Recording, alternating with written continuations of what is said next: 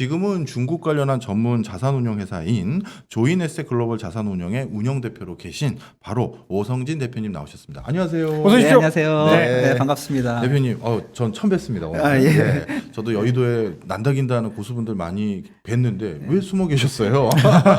예, 어깨를 떠난 지가 한 아, 6년 정도 됐네요. 아, 6년. 그래서. 조용히 운영만 하고 있습니다. 네.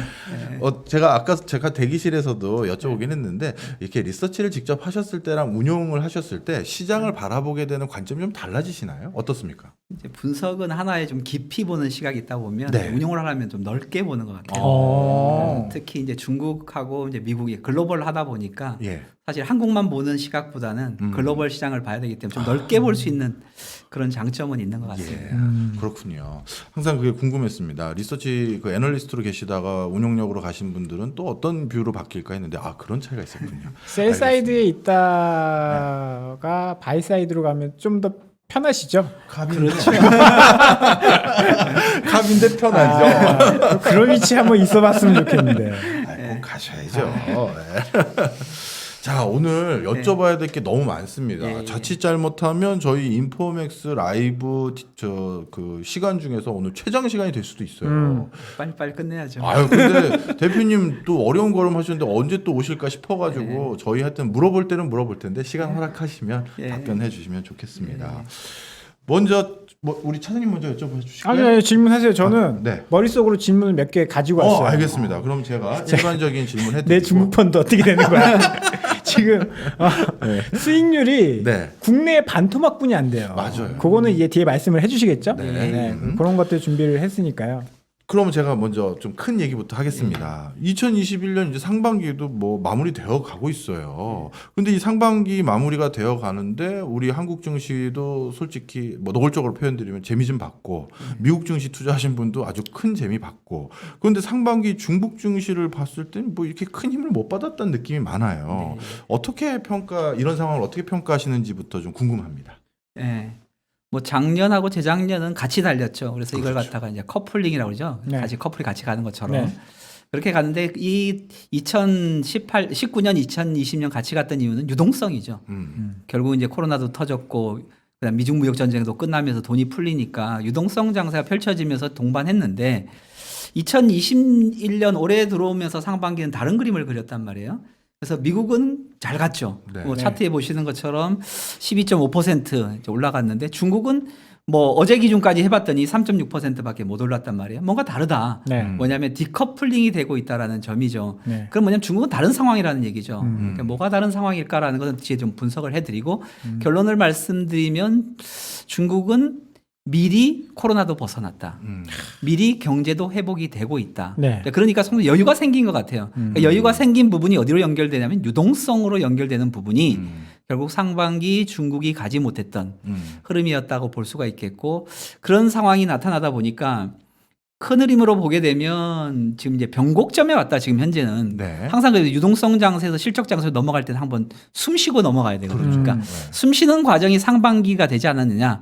저는 이렇게 보고 있고요. 결국 뭐냐면 유동성 장세에서 실적 장세로 전환이 되고 실적 장세로 넘어가기 위한 과도기 상황이 벌어졌고 그 과정이 상황에는 꼭 뭐가 있냐면 유동성 정책이라는 정부의 힘이 갖고 있는 겁니다. 그래서 중국은 이미 넘어섰다고 이렇게 볼 수 있겠고 네. 미국하고 한국은 좀 더 이제 나중에 좀 긋거야 되겠죠. 네. 그게 좀 시장의 우려 상황인데 좀 시차가 존재한다. 뭐 이렇게 보시면 되지 않겠냐 이렇게 볼 수 있겠고요. 네.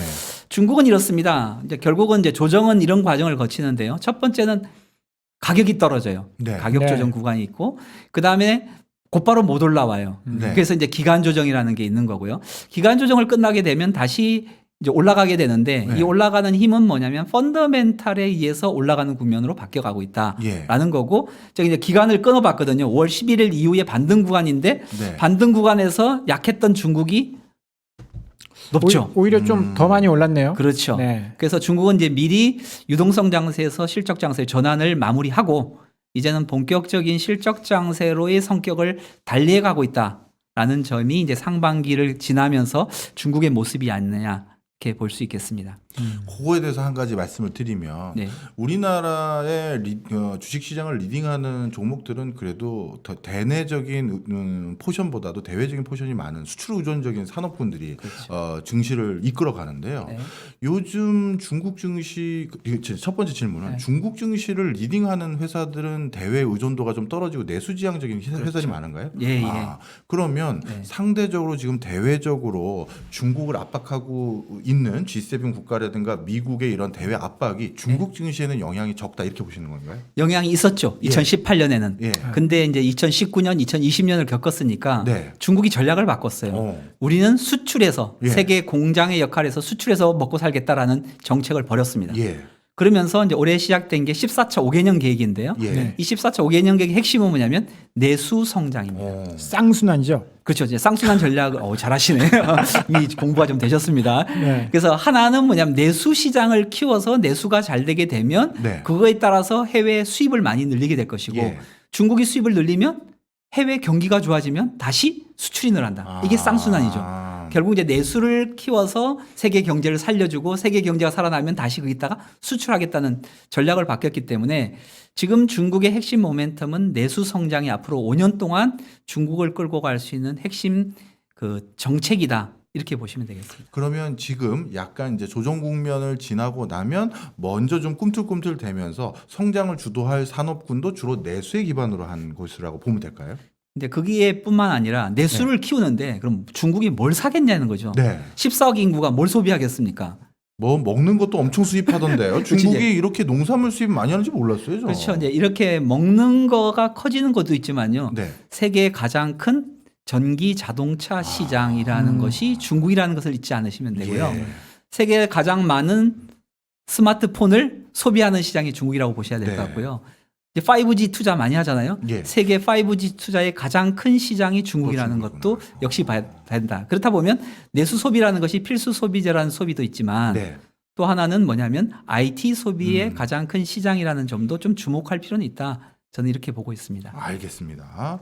자, 그래서 뭐 이런 나름대로 우리 대표님께서는 이런 진단을 하고 계시긴 합니다만 2021년 상반기 글로벌 증시와 다르게 중국 증시가 그래도 부진했었단 말이에요. 세부적인 원인도 한번 좀 평가를 해주시죠. 네, 첫 번째는 이제 결국 이제 정부 중앙은행들의 재정 정책이 가장 큰 중요합니다. 그러니까 유동성을 언제까지 풀 수 있는 건 아니니까. 미국은 보시는 것처럼 저금리, 제로금리 정책을 유지하면서 금리가 올라갔죠. 금리가 올라가는데 여전히 미국은 돈을 풀고 있다.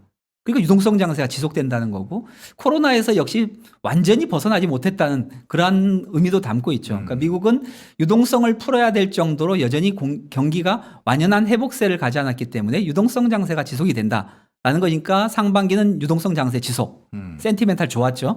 중국은 이미 코로나에서 벗어났고 이제는 긴축으로 전환된 부분이죠. 그래서 유동성을 줄였어요. 예. 줄이다 보니까 시장은 유동성에 갔던 것에 있어서 차익 실현이 나타나면서 시장이 조정을 받은 국면이 첫 번째 상대적으로 약세를 보였던 원인이라고 볼 수가 있겠고요. 네. 그거에 따라서 센티멘탈을 보면 미국의 제조업 지수들 뭐 가파르게 좋아졌죠. 그러니까 모멘텀이 좋은 거잖아요. 네. 그러니까 베이스가 낮으니까 모멘텀이 높게 나타나는데 중국은 벌써 작년 4월, 5월 달부터 PMI 지수가 50을 넘어섰어요. 네. 그러니까 넘어섰으니까 모멘텀 없죠. 꾸준히 유지가 되는 거죠. 네. 그런 부분이 차이점을 보이고 있는 두 번째 그 센티멘탈 약세라고 볼 수가 있겠고요. 세 번째는 돈이 풀려지고 경기를 부양시키게 되면 기업의 실적의 전망치가 올라가는 거죠. 네. 애널리스트 생각했던 것보다 실적 전망을 올리는 거니까요. 근데 중국은 이미 벗어났으니까 이미 좋아질 만큼 좋아졌다. 실적을 더 높게 조정할 필요가 있느냐라는 거니까 횡보하는 부분. 네. 그래서 실적 모멘텀도 약했던 부분이 될 수가 있겠고 네. 또 경제 성장률에 대한 전망치예요. 근데 IMF 전망치인데요. IMF 전망치가 이제 매월 두 번 하잖아요. 자, 4월과 네. 10월 달 전망하는데 지금 올해 4월 달에 전망치를 보면 미국 같은 경우에는 3.1에서 6.4로 성장률 전망치를 올렸어요. 네. 근데 중국은 8.2에서 8.4. 밋밋하죠. 좋기는 좋은데 세계 최고인데 밋밋하니까 모멘텀으로 보면 센티멘탈로 보면 중국이 여러 가지 면에 있어서 상대적인 약세였고 미국은 상대적으로 센티멘탈이 강했다라고 이렇게 평가해 볼 수 있겠습니다. 네. 이런 전반적인 분위기를 한번 들어보니까 진짜 상반기에는 부진한 이유가 충분히 있었네요. 예. 자, 그러면 이런 상대적 부진에 대해서 하반기는 이제 달라지겠다고 이제 판단을 좀 하시는 것 같은데 네. 그러면 저희 개인 투자자들 입장에선 네. 저희는 정말 소액 투자자니까 대표님께 돈을 맡기면 안 맡아주시잖아요. 아니, 맡아드립니다. 돈 있는 곳에 어디든 갑니다. 자, 그러니 여기서 저희는 대표님의 해안을 듣고 하반기에 중국 주식을 어떻게 바라봐야 될지 알아야 되는데 하반기 전망 한번 브로드한 것부터 먼저 해주시죠. 네. 예. 이제 이렇게 보셔야 될 것 같아요. 이제 센티멘탈에서 펀더멘탈로의 전환, 유동성에서 실적으로의 전환. 뭐 이제 이런 게 가장 큰 화두라고 말씀드리고 싶고요. 피델리티가 전망한 그 자료인데요. 경제 성장률 같은 경우 중국은 완연하게 회복세를 가장 앞서가고 있다라는 모습이 보이게 될 거고요. 그다음에 미국과 캐나다는 그 뒤를 따르고 있다. 그다음에 한 걸음 더 늦게 따라오는 쪽이 유럽이나 그다음에 한국 뭐 이 정도가 따라가고 있는 그런 국면이니까 결국 세계는 경기 회복을 향해서 고점을 향해서 달려가고 있다. 그렇다 보면 경기가 좋아지고 있다는 점에 주목을 하고 시장을 바라봐야 될 것 같다. 근데 이 전환기에서 나타나는 가장 큰 위험 요인은 뭐냐면 변동성입니다. 네. 그러니까 사실은 확신이 없다 보면 네. 흔들리게 되겠죠. 그렇죠. 조금 빠지면 며칠 빠지면 이거 더 떨어지는 거 아니냐? 며칠 올라가면 더 올라가는 거 아니냐 할 때 상당히 높은 변동성을 보이는 국면이 있기 때문에 이 국면에 흔들려 버리면 남아있는 실적 장세에 있어서 상당히 많은 부분을 놓칠 수 있지 않겠느냐. 그렇다 보면 이제는 펀더멘탈에 집중해서 가야 되는 국면이 우리 앞에 펼쳐지고 있다라는 얘기고요. 네. 이제 걱정거리가 있죠. 하나는 뭐냐면 미국이 돈을 계속 풀고 있는데 여전히 풀고 있습니다. 풀고 있는데 언제 푸는 것을 멈추겠느냐. 이게 이제 테이퍼링을 언제 실시하겠냐 이런 얘기가 될 그렇죠. 것이고 그 테이퍼링 실시가 이루어지고 나면 그 다음 바토는 뭐냐면 금리 인상이라는 요인이 다음 국면을 기다리고 되는데 테이퍼링을 멈추고 금리 인상을 한다는 것은 뭘 의미하느냐.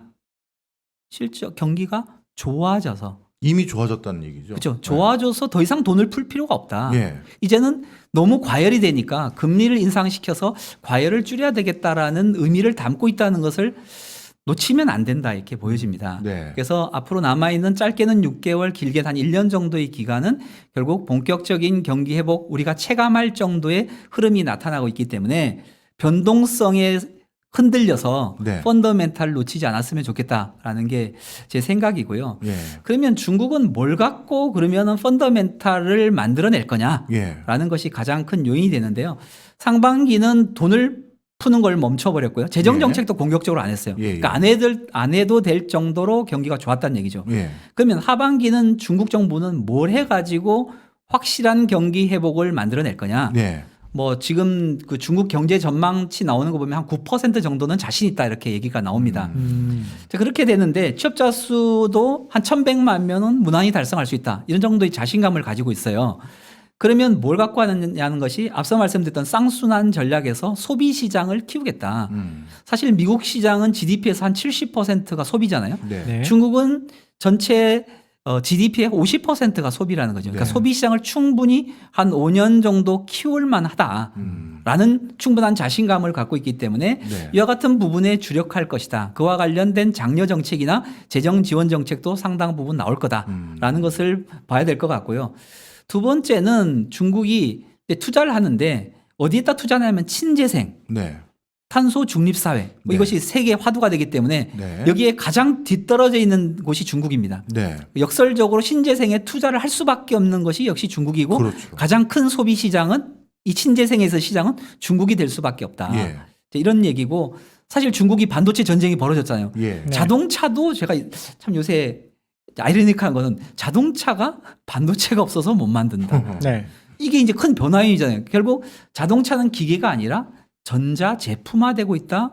그다음에 전기 자동차로 가게 되면서 가전 제품화되고 있다는 것이 세계의 변화, 산업의 패러다임의 변화라고 본다고 하면 중국은 여기다 목숨을 걸고 투자할 수밖에 없다라는 부분이고 이런 요인들이 중국의 투자를 늘리면서 결국 한쪽에는 소비요, 한 손에는 투자를 늘려서 경기 회복을 끌고 가는 그러한 정책으로 가게 될 것이다. 라고 보는 것이 결국 하반기 경기 회복의 핵심 동력이다. 이렇게 보시면 될 것 같고요. 그러나 위험이 있습니다. 왜냐하면 중국이 가장 두려워하는 것이 뭐냐면 지방 정부의 부채. 이거는 제일 무서워하는 거고요. 올해 초에 몇몇 지방 기업들 뭐 네. 약간 디폴트도 났었잖아요. 그렇죠. 저희는 이해할 수 없는 것들이긴 한데 네.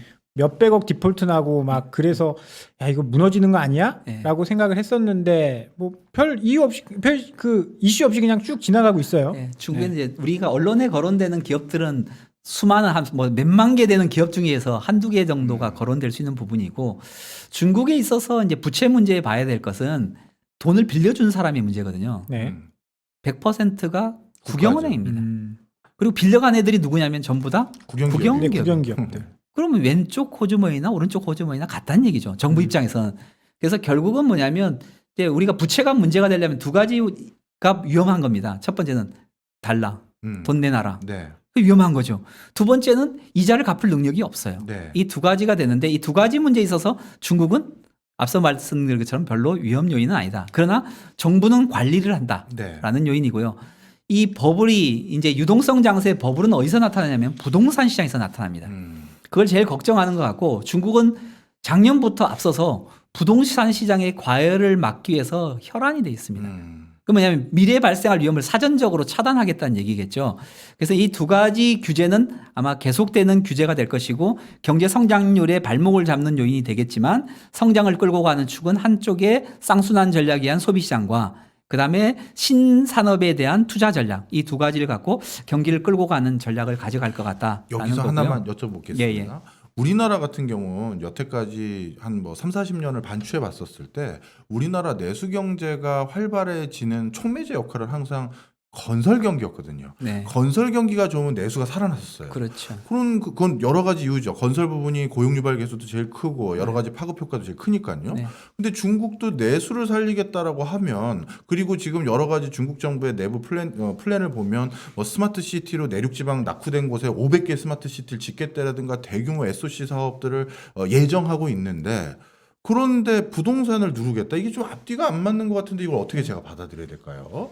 그렇죠. 그러니까 이제 지방 정부들이 결국은 뭐냐면 땅을 조성을 하고 예. 그것을 대출 받아 가지고 하다 보니까 결국 이제 그거에 대해서 이제 부채가 늘어나고 그것이 네네. 이제 위험 요인이 돼 있는 상황이기 때문에 중국 정부는 이제 뭘 하고 싶으냐면 인프라 투자를 통해서 예. 그는 경기를 살리겠다는 거죠. 인프라 투자. 왜냐하면 공산주의 사회니까 인프라 투자는 고용 유발 효과가 큽니다. 네. 그러니까 1,100만 명을 해마다 고용을 시켜야 되는데 그 1,100만 명을 수용할 수 있는 데가 결국 인프라 투자라는 거죠.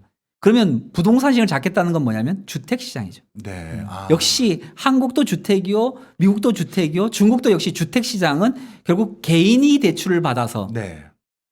은행에서 대출 받는데 국영기업이 대출 받으면 괜찮은데 개인이 받는 거는? 네. 대출 받았다가 가격이 폭락을 해버리면 이거는 전 국민들의 불행한 일이 발생하니 네, 그것을 네. 차단시키겠다는 이런 전략인 거죠. 알겠습니다. 그러면 네. 지금 쌍순환 전략 이번 올해 초에 보면 중국의 소비 지표들이 막 그렇게 아주 드라마틱하게 좋아지지는 않았거든요. 예. 이 소비가 지금 어느 정도 수준까지 올라와 지금 제조업은 굉장히 괜찮은 것 같은데 그렇죠. 소비가 생각보다 안 올라오고 있거든요. 네.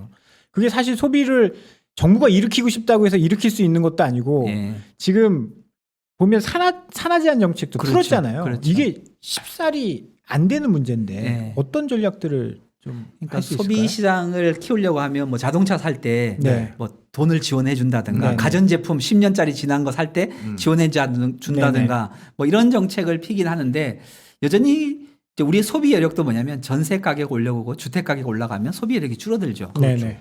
그래서 거의 같은 국면이 중국도 같이 겪고 있는 음. 하나의 흐름이 되고 있다는 거 보고 있고 상반기 상당히 소비 시장은 네. 의외로 상당히 약하고 본격적인 회복세로 들어가지 못하다 보니까 네. 이런 쪽에 지원을 하겠다는 거고 뭐 세자녀 정책도 나온 것도 역시 마찬가지로 소비 시장을 키우겠다는 그러한 전략으로 나와 있는 것 같습니다. 자, 그러면은 과연 이들이 살 거냐 소비를 할 거냐 네. 세자녀 정책하면 날 거냐 했을 때 언론을 않을 것 보면 같아요. 냉랭합니다. 우리 네. 경험해봤잖아요. 그렇죠.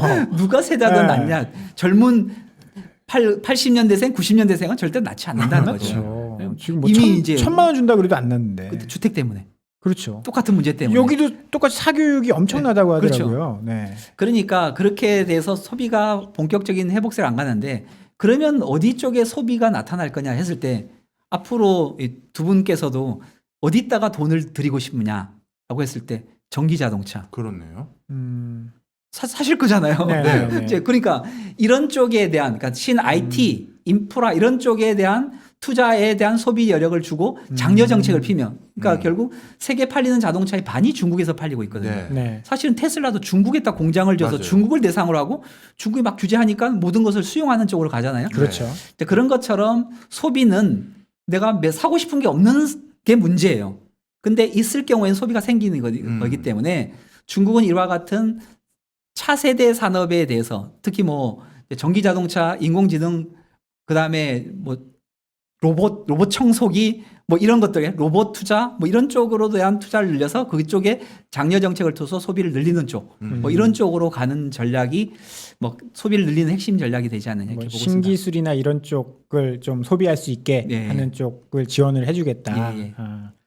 또 하나 또 걱정스러운 거는 최근에 원자재 가격이 오르면서 네. 가장 민감한 게 중국인 것 같아요. 예. 중국이 뭐 철강석 사가지고 뭐 만들고 뭐 사서 하는데 원가가 다 올라가 버리면 그렇죠. 이게 이제 생산자 물가가 올라가면 소비자 물가가 올라갈 거고 그렇죠. 소비자 물가가 올라가면 소비가 줄어들 텐데 네. 그렇게 소비를 진작시켜야 되는데 원가가 올라가서 제품 가격이 올라가 버리면 중국 정부도 좀 당혹스러울 것 같거든요. 예, 예. 뭐 이렇게 되면 사실 전 세계 물가도 또 올라갈 수 그렇죠. 있는 게 되니까 네. 여기에 대해서는 또 어떻게 보시는지. 이제 그게 다음 주제에서 이제 말씀드릴 부분인데 아, 제가 또 너무 앞서갔네요. 아니요, 앞섰어요. 뭐 같이 얘기를 하죠. 아하. 왜냐하면 자 이제 이런 거죠. 지금 이번에 인플레이션의 핵심 원인은 뭐냐면 원자재 가격이거죠. 네. 그죠? 이제 원자재 가격. 원자재 가격이 올라가는 이유는 항상 두 가지죠. 하나는 수요가 늘어나면 원자재 가격이 올라가는 요인이 하나 있고 또 하나는 공급을 문제가 오펙에서 있어서. 규제하는 것처럼 공급이 줄게 되면 원자재 가격이 올라가는 그런 두 가지 요인이 있는데 이번에 발생한 인플레이션의 원인은 저는 공급 사이드 발 인플레이션이다. 네. 이렇게 보고 있습니다. 공급 사이드 발 인플레이션이라는 요인은 뭐냐면 사실은 이 원자재 생산하는 국가들 가만히 보시면 선진국이 아니라 대부분 이머징이죠. 그렇죠. 이머징 브라질. 국가들이 코로나에서 코로나가 확산이 되면 어떻게 될까요? 광산이 없어요. 폐쇄되고 네. 그거에 따라서 벌목장이 폐쇄되니까 원자재 가격이 올라갔다는 요인인 거죠. 그래서 두 가지 원인이 병행해서 있다고 봅니다. 경기 회복 세대니까 수요가 늘어난 부분이 하나가 있고 또 하나는 공급 쪽에서 문제가 생긴 부분 두 가지가 결부가 돼서 결국 물가 상승 그다음에 특히 원자재 가격 상승이 왔고 그게 인플레이션으로 연결이 됐는데 그러면 이제 백신을 맞기 시작을 했다는 거죠. 백신을 맞기 시작하게 되면 저는 공급 사이드 발 인플레이션은 상당 부분 줄어들지 않겠느냐. 네. 그럼 원자재 가격이 조정받을 가능성이 상당히 높다는 거고 네. 네. 단기적으로 아까 말씀드렸던 PPI는 정점을 찍었을 가능성이 상당히 높다. 네. 그렇게 되면 수요발 인플레이션이면 정부가 돈 퍼는 것도 멈추고 중앙은행이 그렇죠. 네. 그에 따라서 금리 인상을 통해서 과열을 막아야 되는데 네. 패드를 가만히 보면 그렇게 적극적이지 않아요. 그래요. 네. 그런 이유는 이 원인은 공급 사이드 발 인플레이션이고 공급 사이드로부터 발생한 문제는 백신을 맞고 하반기에 많은 사람들이 정상화되기 시작하게 되면 그것도 어느 정도 가격이 조정받을 수 있다라고 보는 그러한 부분이 될 수 있다 이렇게 보고 있고요.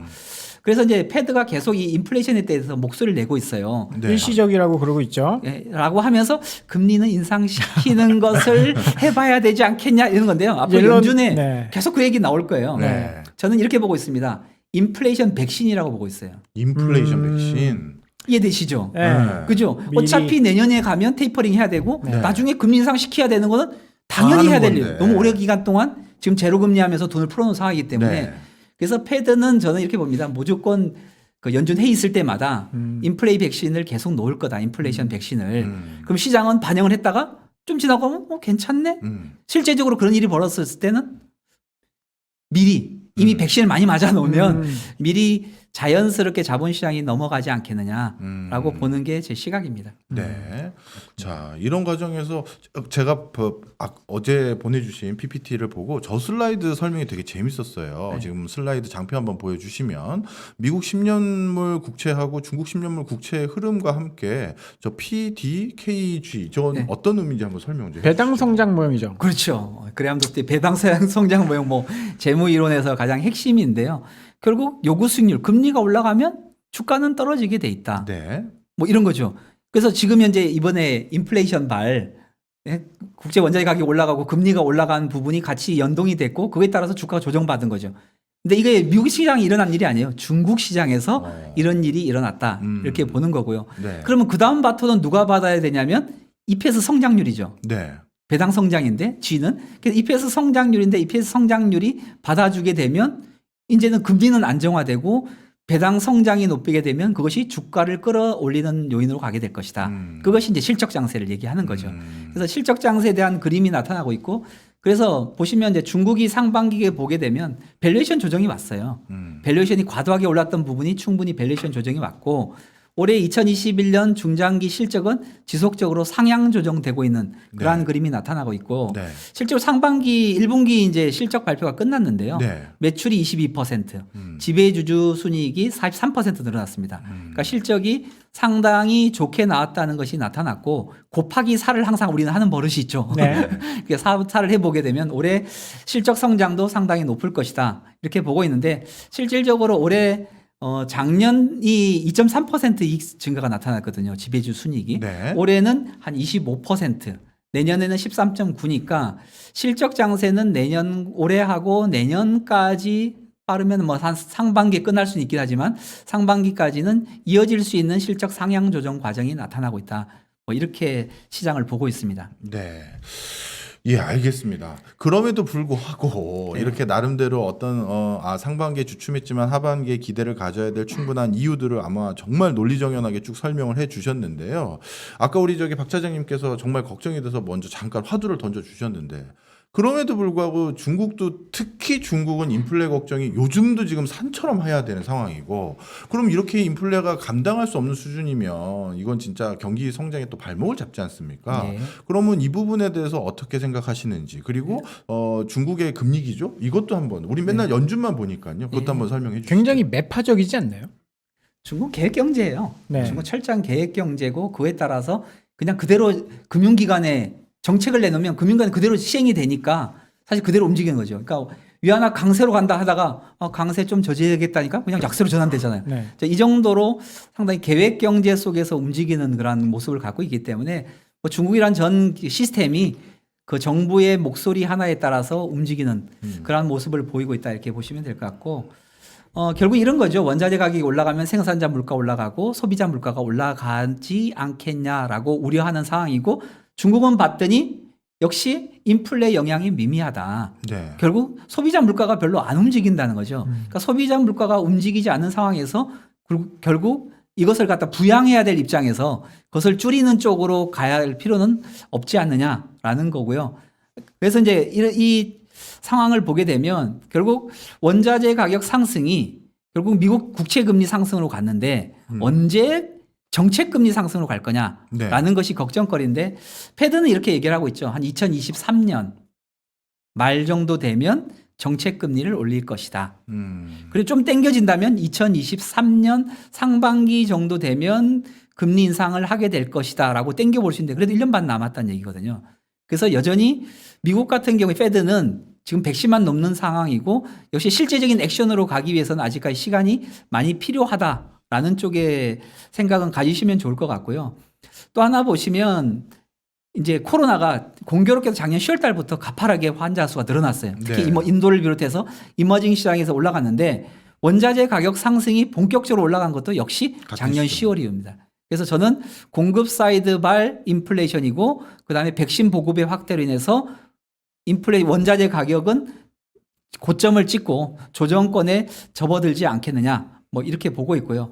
그리고 결국 미국에서 이제 인플레이션 기대치도 5월달 정점을 찍고 조정받기 시작했다라고 보는 것도 있기 때문에 결국 이러한 흐름으로 보게 된다면 긴축과 정책 금리 인상은 좀 더 시간이 필요로 한다. 그래서 제 시나리오는 테이퍼링은 내년 1분기부터 시행될 것 같다라는 그거고요. 그 다음에 이제 금리 인상은 2023년도 상반기 정도 이렇게 보고 있고 그 사이에는 결국은 테이퍼링을 하고 금리 인상을 한다는 얘기는 미국 경기가 우리가 체감적으로 좋아지니까 체감적으로 좋아진다고 보게 되면 그거에 따라서 실적이 반영되면서 자본시장은 좀 탄탄한 흐름을 가지 않겠냐 이렇게 보여지는데요. 실질적으로 이제 한번 봤어요. 실질적으로 과거에 과거에 인플레이션이 있었을 때 주가가 떨어졌냐 봤을 때 인플레이션 상승은 결국 경기 회복 신호기 때문에 주가가 상승 흐름을 보였던 사례가 있고 또 실질적인 테이퍼링을 했을 때 그때는 국채금리가 사전에 미리 올랐고 그 다음에 실제 테이퍼링을 실시하니까 국채금리가 떨어졌던 그런 과거의 사례도 있기 때문에 막연하게 우리가 보는 인플레이션과 테이퍼링은 자본시장에 무조건 독이다 라고 보는 것보다 사실 경기 회복과 경기 회복의 강도, 그다음에 기업들의 실적이라는 요인들과 같이 병행해서 함께 봐야 되지 않겠느냐. 그렇다고 제가 인플레이션과 그다음에 금리 인상이 자본시장에 아무런 영향이 없다 이런 얘기가 아니라 물론, 예. 틀림없이 높은 변동성을 만들어내는 핵심 요인은 맞지만 같이 여러 가지 변수들을 함께 고려해서 봐야 될 변수로 봐야 되겠다라는 거고 당분간 올해 하반기 정도까지는 이 영향권에서 좀 더 자유로울 수 있지 않겠느냐. 라고 보고 시장 대응을 하시는 게 좋겠다는 얘기입니다. 네. 저도 사실 저 그래프에 저도 정말 동의를 하는데요. 근데 이번 인플레이션 요인이 아까 우리 저 대표님께서 말씀하신 것처럼 과거의 인플레이션 요인은 사실 수요 견인으로 인한 인플레이션이 많기 때문에 주가 상승에 어떻게 보면 시그널이 될 수 있지만 이번에는 공급에 영향이 있는 거기 때문에 과연 과거와 동일한 현상으로 전개가 될지는 좀 의구심이 있는데 그거는 또 어떻게 생각하세요? 그래서 이제 왜냐하면 코로나 상도 우리가 처음 경험해 봤던 거고 네. 지금 이제 코로나에서 벗어나면서 억압된 소비들이 어떻게 될 거냐를 우리가 주목하는 그런 상황이거든요. 맞습니다. 그래서 이제 인플레이션이 그 억압된 소비를 없애버릴 수도 있다는 거죠. 너무 과열이 되게 되면. 네. 그래서 그걸 걱정하는 부분이 있긴 한데 아까 말씀드렸듯이 이 부분은 코로나 이후를 대비한다고 보면 인플레이션도 좀 더 잠잠해지면서 그것을 본다 보면 중국 시장을 이제 먼저 가는 미리 앞서가고 있는 중국 시장을 바라보게 되면 중국이 긴축을 하고 있고 그다음에 부동산 옥죄기 하고 있고 거기다 지방정부 부채 줄이기 하고 있고 내실 성장 다지기 하고 있는 중국 증시를 바라보면서 이것이 앞서가는 그림으로 좀 해석해도 되지 않겠냐 이렇게 보고 있고 제가 중국을 운용하고 있는데요. 좀 편안합니다. 이런 요인들에 대해서 네. 오히려 편안하고 실적 장세의 대명사는 저는 뭐라고 표현하냐면요. 실적 장세의 특징은 종목 차별화다. 그러니까 지수가 과열되게 올라가는 장이 아니에요. 네, 그러니까 네. 유동성 장세는 지수가 가는 장인데요. 종목 장세, 실적 장세로 넘어가게 되면 실적이 좋은 기업과 네. 실적이 나쁜 기업의 주가 차가 상당히 극명하게 엇갈리는 그러한 국면이 되기 때문에 이제 역설적으로 어려운 장이죠. 네. 그리고 또 애널리스트들이 분석을 잘하면 또 먹는 장이기도 하고 그렇다 보면 투자자분들께서는 이 기업의 매출 성장성과 이익 성장 그다음에 밸류에이션을 철저히 잘 따져보고 대응해야 되는 그러니까 좀 어려운 장인 것 같아요. 네. 분석을 좀 더 많이 해야 되는 그런 상황의 장이라고 판단할 수 있겠습니다. 저는 오늘 대표님 오신다고 했을 때 너무 기뻤던 이유 중에 하나가요. 사실 이렇게 박스권 장세, 도종 장세는 사실 이제 시장으로 우리가 돈을 버는 게 아니라 종목으로 돈을 벌어야 되는 선별을 잘해야 되는 시점인데 네. 제가 예전에 정말 좀 짭짤한 수익을 얻었던 게 중국 시장인데 중국 시장에 좋은 점이 있더라고요. 네. 미국 시장은 대부분의 기업들이 B2C예요. 그러니까 기업이 어떤 제품과 서비스를 내놨을 때 소비자들이 그거에 대해서 마음에 들어할까 안 들어할까 그 시장까지 상황까지 모니터를 해야 되니까 그 실적으로 이어지거나 성과로 이어질지 안 질지가 약간 리스크 요인이 있는 거죠. 근데 중국은 말 그대로 중국의 기업들 대부분은 국영 기업들이고 그 국영 기업들이 성과를 내야 된다라는 정책적인 판단이 필요하면 그냥 밀어줘요. 그래서 성과가 만들어져 버리는 거예요. 그러다 보니까 중국 시장은 사실 이럴 때 정확하게 분석만 딱 해놓으면 진짜 대표님 말씀처럼 어떤 특정 상황이 이제 다 조정되고 테이퍼링 앞두고 있어서 다 큰 재미 못 보는 시장에서도 딱딱 수익을 거둘 수 있는 아주 유의미한 시장이거든요. 그렇게 봐도 될까요 이번에도? 네, 중국은 그래서 정책을 잘 봐야 됩니다. 네. 국가 정책, 계획 경제니까요. 그래서 항상 우리나라도 마찬가지고 이제 투자할 때 정부의 정책을 봐라. 그 다음에 연준의 목소리에 귀를 기울여라. 네. 이 두 가지가 핵심이잖아요. 그러니까 네. 유동성과 펀더멘탈이에요. 정부 정책은 이익을 키워주는 거고, 그 다음에 연준은 유동성을 만들어주냐, 걷어주냐. 이거 두 가지 축인데 결국 우리가 주가에서 밸류에이션 할 때 EPS 곱하기 퍼잖아요. 네. EPS는 누가 만들어주냐? 정부가 만들어주고 PR 밸류에이션 누가 만들어주냐? 연준이 만들어주고. 그러니까 이런 전략인데 아까 말씀 잘 지적하셨던 것처럼 중국은 계획 경제고 그다음에 그 계획 경제를 달성을 해야 돼요. 공산주의 사회니까. 음. 그래서 이제 그런 정부의 정책을 잘 눈여겨보는 것도 중국 투자에 있어서 의미 있는 하나의 중요한 지표라고 볼 수 있겠습니다. 자, 그래서 대표님께 다음 질문이 바로 그겁니다. 그렇다면 하반기 중국 증시 어떤 업종들을 우리가 조금 더 딥하게 들여다봐야 되느냐? 그 큰 어떤 그림은 좀 그려주시죠. 예. 네, 그래서 금융 정책은 이제 유동성 정책이 중립으로 갔다는 것은 될 수 있겠고, 근데 중국이 내수 소비 시장 성장을 하는 데 있어서 문제가 하나가 있어요. 네. 뭐가 왜냐하면 있어요? 수출 주도형일 때는 달러를 벌어들였잖아요. 네. 소비를 하면 어떻게 됩니까? 달러 써야 달러를 되네. 써야죠. 그렇죠. 네. 그러면 아. 중국이 환율이라든가 국가 그렇네요. 경제가 문제가 되는 거예요. 그렇네요. 그럼 이 문제를 해결하는 게 정부의 최우선 과제예요. 네. 그러면 모자란 달러, 그러니까 소비에서 다 해나가서 써버리면 사실은 모자란 달러를 어떻게 할 거냐인데 그것이 자본시장 개방입니다. 아. 그래서 채권 투자도 늘고 주식시장도 문을 열고 그래서 우리가 후강통, 성강통을 통해서 중국에 투자할 수 있고 저희 같은 이제 QP, RQP라는 자격을 얻어서 외국인 적격 투자 기관들이 투자할 수 있다는 얘기는 뭐냐면 역설적으로 중국 정부는 자본시장을 외국인에게 개방을 하면서 외국인 들어와서 마음껏 투자할 수 있도록 만들고 있다는 거죠. 약간 아이러니컬하죠. 네. 공산주의 사회가 지키고 보호하고 그러네요. 폐쇄적인 쪽으로 가야 되는데 자본시장을 이런 정도로 하고 있다는 건 뭐냐면 걔네들 이해관계가 딱 맞는 거죠. 소비 성장할 때 모자란 달러를 자본시장을 통해서 조달해서 외환보유고를 다지고 안전한 나라를 만들겠다라는 부분이 있기 때문에 네. 자본시장을 개방하면서 우리는 외국인이잖아요. 네. 외국인 들어가서 투자하기 좋은 여건들은 만들어져 가고 있다. 어. 제가 이제 5년 전에 중국 투자를 시작을 했는데요. 근데 실제 보니까 상당히 투자하기에는 뭐 지금도 완연하지는 않지만 네. 네. 점진적으로 하기 편한 쪽으로 그다음에 규제들이 많이 풀리는 쪽으로 가고 있다는 거고 그러다 보면 중국 시장에서 외국인들이 얼마나 들고 있을까? 외국인들이 네. 4.28%입니다. 생각보다 그것뿐이 안 많이 돼요? 올랐어요. 이게 오른 거예요. 엄청 오른 거예요. 오른 거예요. 3점에다가 네. 4.28% 3월 말 기준입니다. 네. 이렇게 올라 있는데 우리나라 같은 경우에는 46%까지 갔다가 지금 네. 아마 지금 30점 네. 그 정도, 지금 네. 많이 줄어서 그렇죠. 30% 초반대. 예, 그 정도까지 가고 있기 때문에 외국인들의 비중이 올라갈 수밖에 없는 여건이기 그렇네. 때문에 외국인 주도 장세가 갈 가능성이 상당히 농후하다. 음. 그리고 중국 개인 투자자들이나 또 이제 기관 투자자를 만나보게 되면 외국인 따라하기. 아, 그래서 거기도 어떤 그렇군요. 그렇죠. 우리나라도 그런데. 그렇죠. 무슨 종목 사세요? 간혹가다 연락이 와요. 너네들 어떤 전략을 가져가고 있냐. 음. 이런 것처럼 같이 병행해서 된다 보면 외국인들 비중은 아까 4.28%밖에 안 되지만 투자 전략은 따라하기가 많이기 때문에 극단적 쏠림 현상, 대표 기업에 대한 쏠림 현상이 나타날 수 있다는 거고 최근 2년 동안 가파르게 나타났어요. 대표주들이. 네. 그랬다가 올해 이제 2월, 3월 달 사실 좀 조정을 받았어요. 네. 밸류에이션 부담 때문에. 그렇지만 여전히 외국인 따라하기가 주도할 것 같다라는 그런 부분이 될 수 있겠고 또 하나는 뭐냐면 소비 시장 아까 뭐 누누이 말씀했던 것처럼 소비 시장은 아까 필수 소비재뿐만 아니라 네. IT 소비가 크다 그랬죠. 네. 그다음에 노인 인구가 65세 이상의 인구가 1억 7천만 명이에요. 예. 여기도 빠르게 고령화되고 그렇죠. 있다고. 그러니까 하더라고요. 세자녀 할 수밖에 없는 게 노령화 네. 속도가 너무 빠른 거죠. 이분들이 뭐 하겠습니까? 전 국민 의료보험 돼 있으니까 맨날 밥 먹고 나서 약을 많이 먹어야 되니 의료 시장이 상당히 커질 수밖에 없고 그다음에 뭐 얘네들 국민 소득이 낮을 때는 몰랐지만 국민 소득이 10,000불이 넘었으니까 의료비를 지출할 수 있는 여력조차도 있다.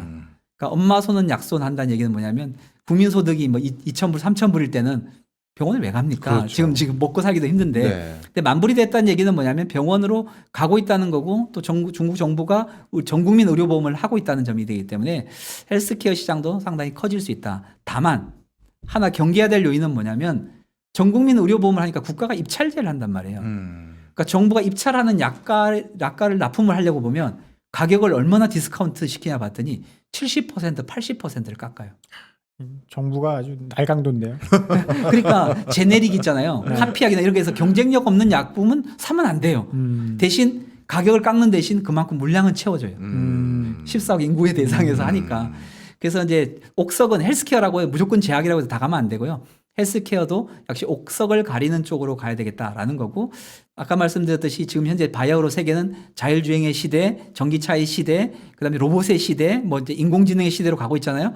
그러다 보면 이와 같은 산업도 미국이 기술 개발했고 한국도 기술 개발해서 어디다 파냐면 중국이 가장 큰 시장으로 가고 있기 때문에 그런 쪽에 있어서 중국 시장도 주목해 볼 필요성이 있다. 네. 이렇게 좀 말씀드릴 수 있을 것 같고요. 네.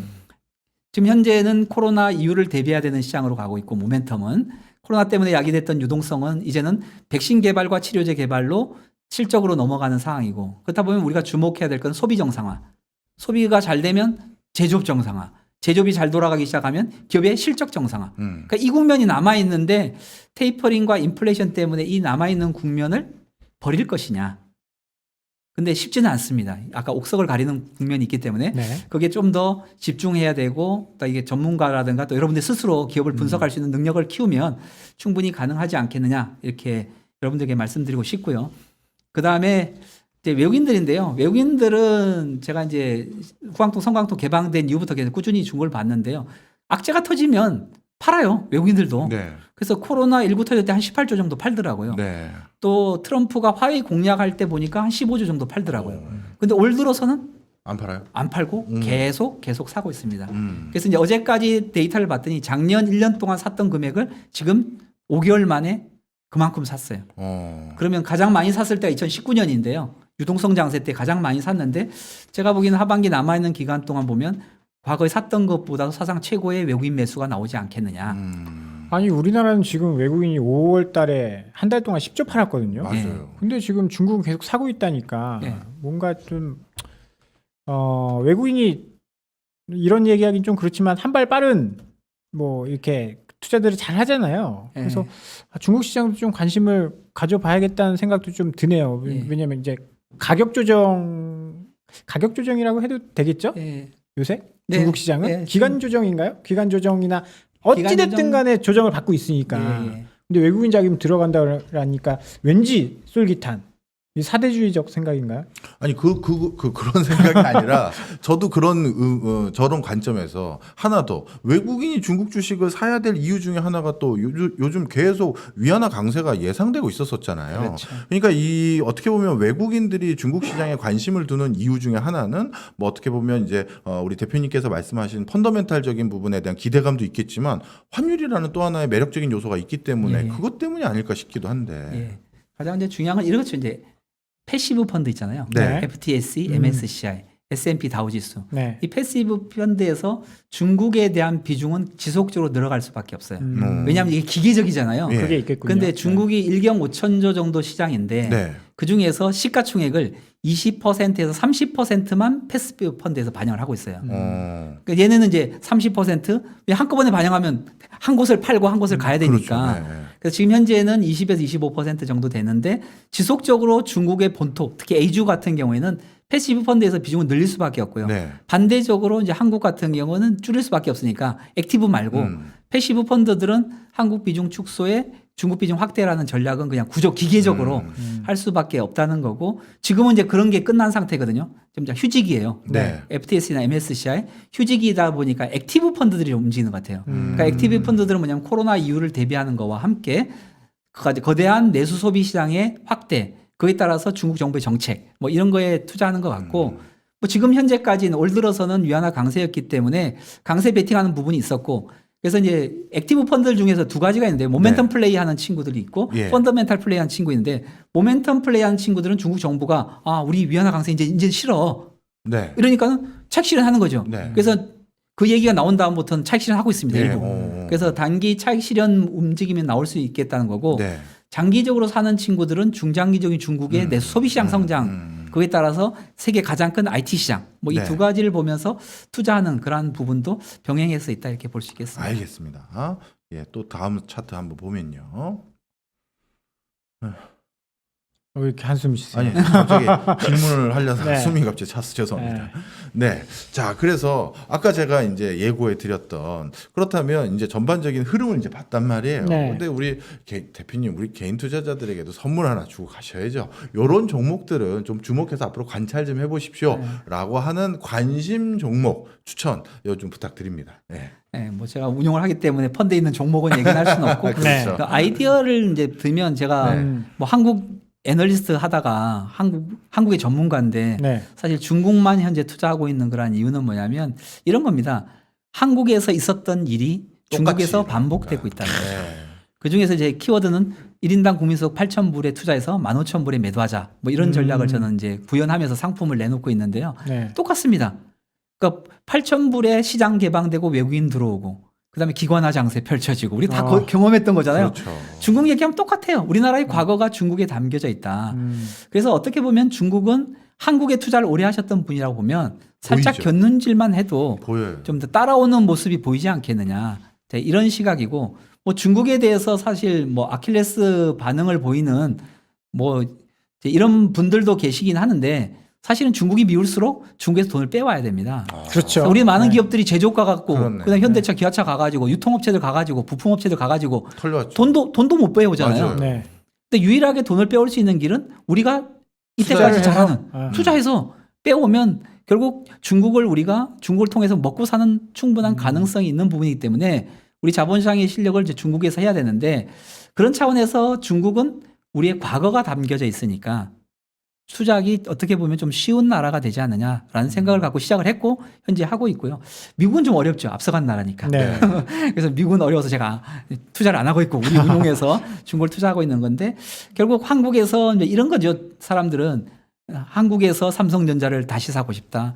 미국에서 애플을 다시 사고 싶다 했는데 사실 그런 일은 돌아오지 않으니까 네. 이와 같은 흐름을 가져가는 중국의 기업을 어떻게 하면 좀 찾아볼 수 있을까라는 네. 것이 아이디어인데 다행스러운 건 뭐냐면 PC 시대도 우리가 경험을 했고 스마트폰의 시대도 경험했는데 이 두 가지 경험을 본다고 보면 앞으로 우리에게 다가오는 자율주행의 시대, 인공지능의 시대는 우리가 놓쳐서는 안 된다. 특히 한국인 투자자들은 이 흐름을 놓치면 안 된다라는 거죠. 네. PC 시대에 진짜 지나는 거 보니까 누가 돈을 벌었냐라고 봤더니 사실은 소프트웨어 하는 마이크로소프트, 네. 네. 핵심 부품 반도체 네. 애들 돈을 벌었거든요. 예. 그다음에 스마트폰 시대를 갈 때 누가 돈을 벌었냐고 봤더니 그 소프트웨어 하는 구글, 네. 핵심 낸드 플래시 메모리 사실은 하이닉스와 삼성전자 역시 네, 네. 이 두 국면에 돈을 벌었단 말이에요. 그리고 이제 애플이라는 것이 어플이라는 새로운 비즈니스 모델을 만들어서 돈을 벌었다는 거. 네. 그러면 자율주행의 시대와 온다라고 했을 때 과연 누가 돈을 벌 거냐라는 거 보면 우리에게는 기회라고 볼 수 있겠고 지금 현재 뭐 우리 투자자분들이 뭐 동학개미, 서학개미 뭐 이런 말리를 하는데 저는 PC와 스마트폰에 있어서 주도주를 잘 봐라. 그것이 틀림없이 재현이 된다라고 저는 보고 있고요. 그런 시장이 우리에게 펼쳐지고 있다는 것은 우리에게 기회다 이렇게 볼 수 있겠고요. 결국 또 하나는 뭐냐면 우리나라가 이제 8,000불에서 15,000불 갔는데 중국도 역시 8,000불에서 15,000불 가는 과정에서 현재는 10,000불에 와 있다는 거죠. 네. 그러면 10,000불에 와 있을 때 뭐냐? 음식료, 제약바이오, 차 사면서 보험 드니까 화재보험. 네. 그죠? 이때는 PC 시대였으니까 IT였고요. 그다음에 화장하기 시작하고 그죠? 유통 온라인 유통이 늘어나고 예. 똑같아요. 네. 이게 중국에는 똑같은 주식입니다. 그래서 다른 주식을 사지 말고 여기에 한국에서 8,000불에서 15,000불의 주도주를 중국에서 똑같이 그러니까 뭐냐 한국에 이거 연결되는 기업이 뭐지? 이렇게만 물어보시면 돼요. 네. 증권회사 가셔가지고 네. 한국에 그때 올라갔던 한국의 삼성화재가 중국에서 뭐지? 한국에서 있었던 CJ가 중국에서 뭐지?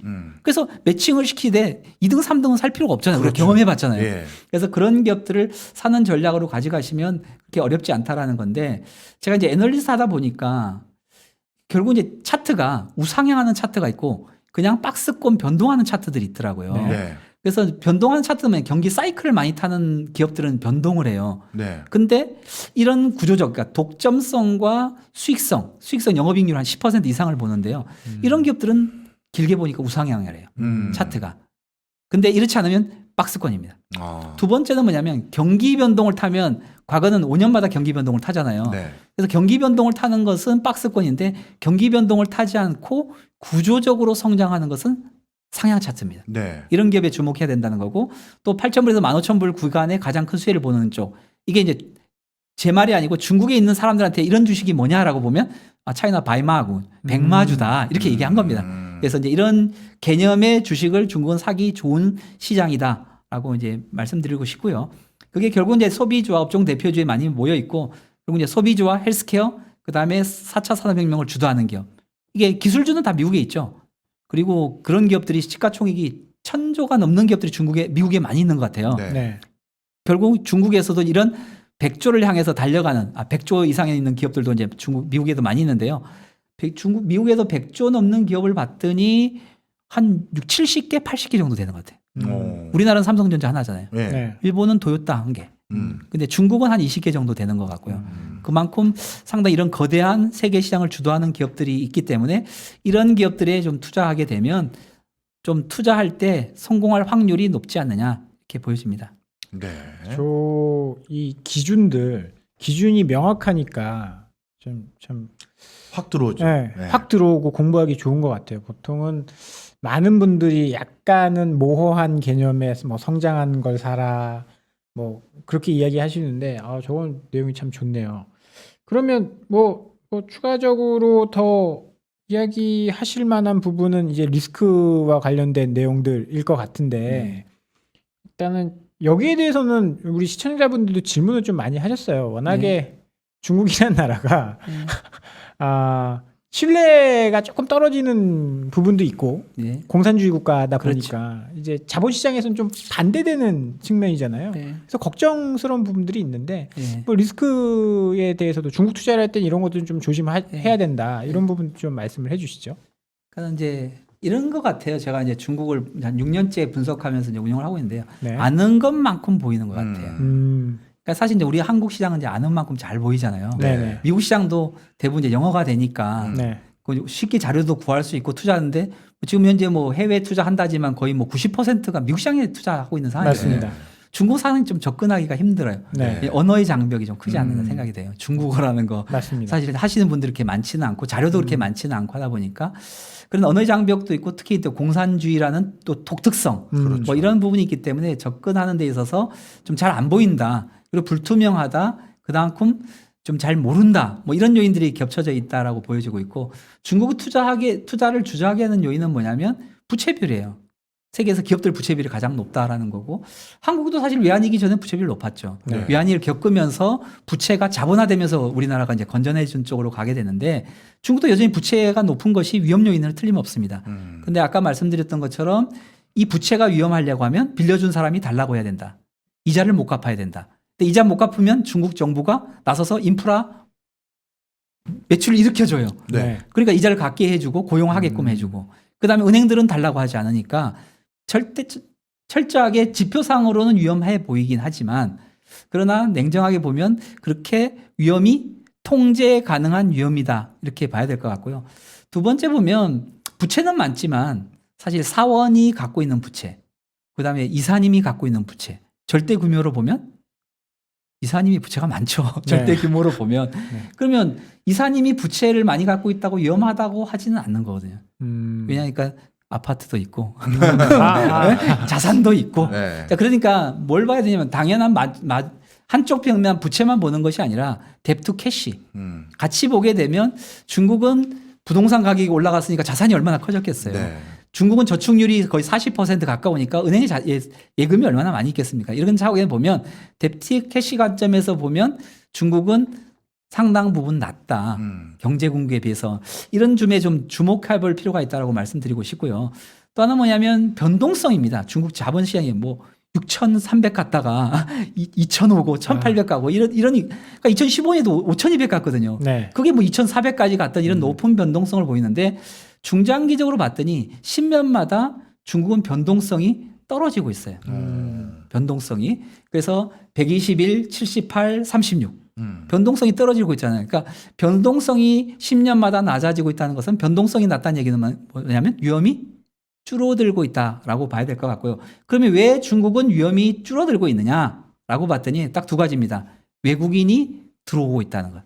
좋은 종목을 이렇게 매매하는 것이 아니라 쟁여놓잖아요. 네. 그런 부분이 있고 중국도 역시 기관 투자자와 펀드 시장이 활성화되고 있다. 그러니까 결국 기관 투자자들의 비중이 올라가니까 그만큼 변동성을 줄어들고 있으니까 막연하게 높은 변동성, 막연한 높은 부채 비율 이런 것보다는 상당히 지표를 보고 냉정하게 좀 바라보고 대응하게 되면 중국의 위험도 점차 줄어들고 있다는 점과 또 중국 정부가 나서서 자본시장을 본격적으로 개방하고 있으니까 역설적으로 중국 정부가 손을 벌리는 거예요. 세계를 향해서 달러를 좀 다오라고 벌릴 때 오히려 중장기적으로 보면 기회가 되지 않겠느냐.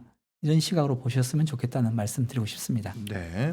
그동안 이제 중국 투자를 할 때 저희가 제일 걱정했던 한 가지가 뭐였냐면 사실 중국 정부에서 또는 기업에서 공시하는 자료의 수치에 대한 신뢰성 이게 좀 이제 모호했었거든요. 어떻게 이렇게 좀 자본시장 개방하고 외국인 받아들이면서 이런 것들이 좀 투명하거나 신뢰성을 확보해 가고 있나요? 어떻게 보세요? 한 5년 전에 보게 되면 주가가 빠지면 거래 정지가요. 네. 4,500개가 거래 정지됐어요.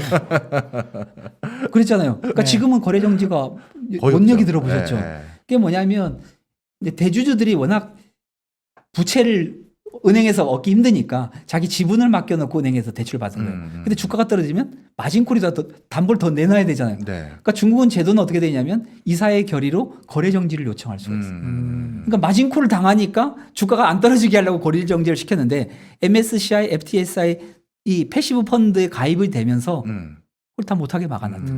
그러니까 이니 스스로가 아니라 이 글로벌 금융시장의 편입이 점차되고 외국인들의 비중이 올라가게 되면서 중국은 할 수 없이 따라가야 그쪽으로 돼요. 따라갈 수밖에 없다. 그렇다고 완전히 따라간 건 아니고 아직까지 재무제표 보면 여전히 좀 우리나라 글로벌 스탠다드에는 맞지 않은 부분들이 많이 있어요. 네. 그렇지만 제가 보니까 한 5년 정도 보니까 그래도 믿을 거는 재무제표밖에 없더라.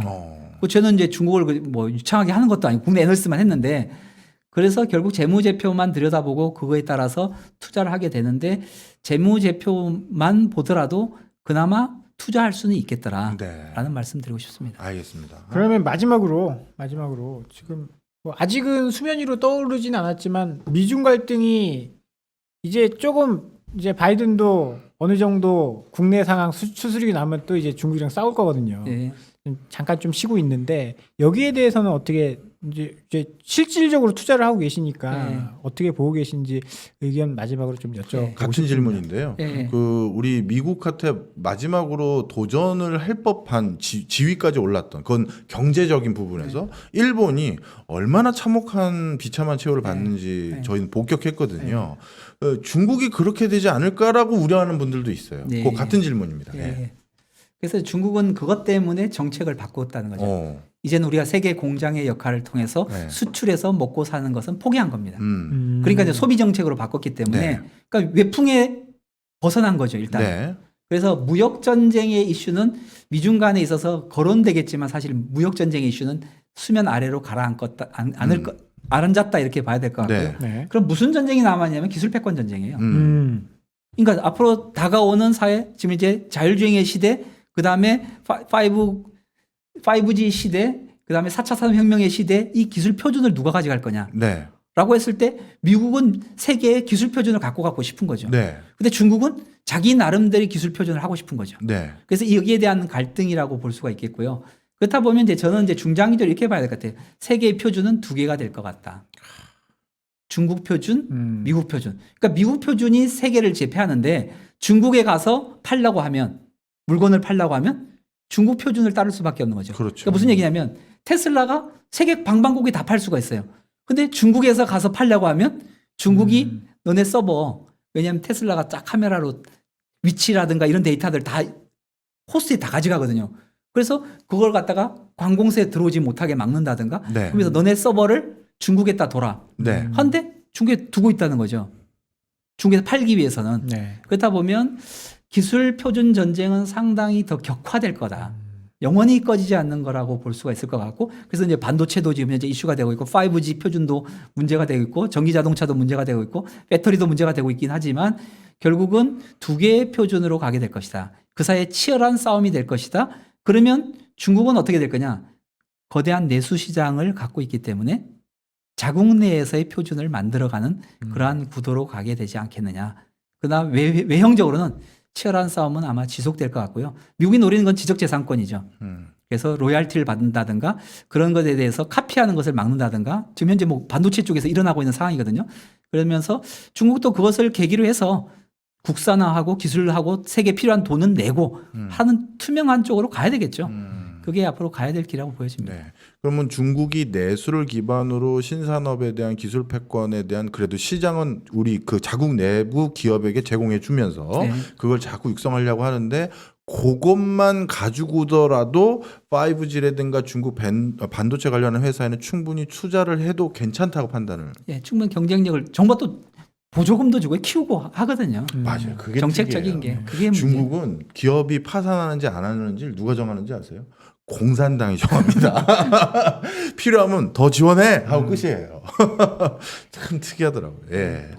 야, 오늘 오랜만에 중국의 A부터 Z까지 아주 매크로한 부분부터 그다음에 통상적인 그다음에 기업 현장에 있는 목소리 그리고 국민들이 어떤 의식을 가지고 있는지에까지도 전반적으로 한번 훑어주셨습니다.